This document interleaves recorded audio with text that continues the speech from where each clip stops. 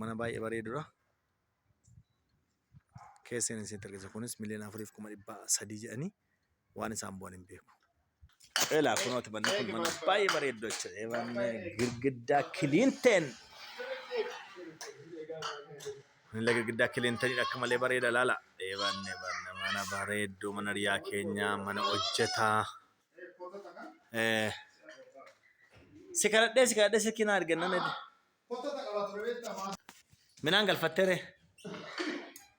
Mana baay'ee bareeda jechuudha. Kun taammaanyinati manuma kiyya jechuudha. Kun barbaadan mana kiyya jechuudha. Eeshi kunoo inni keessa mootora bulaa. Kareeffachuu dandeettanii. Nakkasi jechuudha. Noo kana koko haay kontoota san qaban.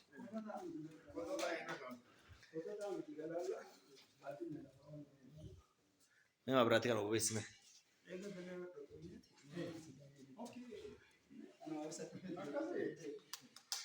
Maa biraa akkam gootan? Haay. Yaallam. Akka malee bareeda. Meeresh kutaan shaaworii shinti beetii naamin kutaan ciisichaa. Kutaan ciisichaa. Garam jira. Kutaan ciisichaa gamana jira. Eeshe. Eeshe. Qoy kutaan ciisichaa abbaa manaa faadha manaa laala.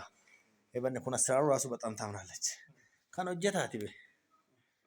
Kutaa ciisichaa abbaa manaa faadha manaa kan jedhan kun maa shaaworiin kun ishee gandaa qabaa jaarsa.